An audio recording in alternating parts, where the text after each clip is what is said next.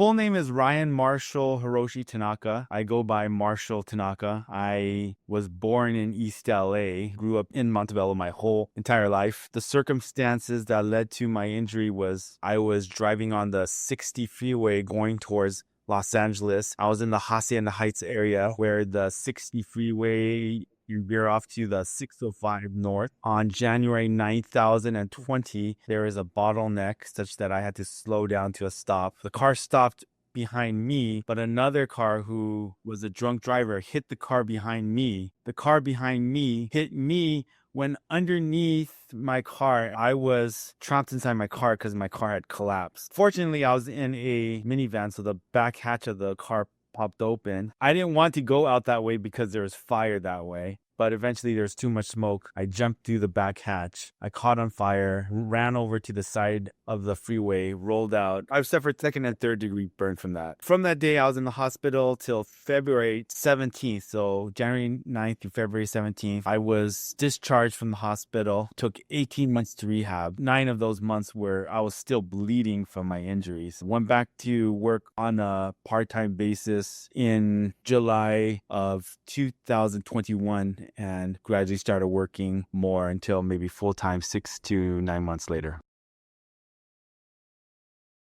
My sister, when I was in a medically induced coma, she found someone on my behalf. The way she found him is that she works at a hospital and she went to a colleague who she felt was well integrated into the community. And she asked if she knew anyone who could handle personal injury cases. And she said she knew Greg as a young person, as a elementary school, and they grew up together. So she's known him personally for decades, and he's had a reputation in the industry for. My first impressions were that he was really serious and he understood the amount of pain I was in, really in position to get the case going. He knew that my mind was not focused on any sort of litigation or recovery of any sorts because it was more of an introductory meeting for him. He did visit me another time and we did talk about the case as well. What was on my mind is he came off as being honest and managed expectations because he didn't promise me anything. He told me the challenges our case was going to have and the hurdles. On a side note, that's like how Shaquille O'Neal chose his financial advisor. He chose this old Jewish guy who says, I'm not going to make you rich quick. I'm going to make sure you don't lose your money. So that's in a way how I feel about Greg. There's no flash when Greg's talking to you. He doesn't over promise you anything. So I go, okay, at the very least, I trust this guy. I was comfortable with moving forward with this firm without necessarily inquiring with other firms. But side note, I do know a lot of attorneys because I did go to law school and I passed the bar and I interact with attorneys. So it's not like I don't know attorneys to begin with, but this case was out of the scope of the attorneys I know firsthand. Most helpful thing they did was vet my list of witnesses. The reason why my case was so strong, it was the fact that the people who spoke on my behalf, which was the doctor, 2 officers, a good friend of mine, and my sister, they were well-spoken and they were prepared. And Greg chose who my witnesses were going to be. The greatest thing that Greg does was making choices on who were my witnesses, but also his team that were going to help him. I say that a skill set that Greg has is that he's like a head coach of a football team, takes on the persona of the head coach.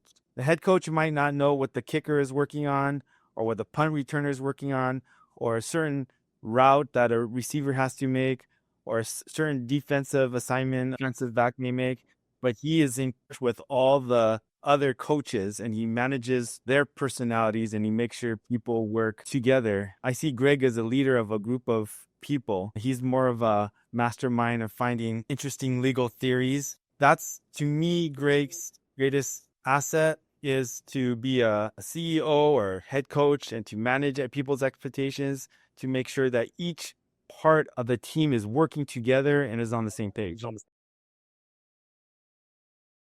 The outcome so I settled and still went to trial and we got a money judgment. So the settlement was exactly what I wanted, actually slightly more. So I'm happy with my settlement. And then as for the money judgment, it was far more than I imagined this case to be worth. So I'm ecstatic about the money judgment. I would describe this firm as being professional. And at the time I'm in the lawsuit, I didn't see it. I didn't see how things were. Oh, how are we going to pursue this way or that way? There's no answers until the answer is revealed to you, which is right before the case. You don't know how much you're going to get in a settlement or in judgment until we get very close to that date. I'm looking back, I just see, wow, this team was incredibly well prepared. I talked to the three attorneys, which is Greg, Tom, and Don, and they all had their parts. They worked well together and they did their job well. I look at the witnesses, they all did the job well. I would recommend that a person looking for an attorney would choose Greg because number one, he's honest. There's no fluff in what he says, and he comes off as incredibly trustworthy, and he was. Everything he said came to fruition. And that he knows what he's good at, which is managing a team, and he's good at evaluating character, and that whatever your legal theory is, Greg will be able to recruit people who will be top notch in your case, experts in their field, and they'll be the best advocate for you.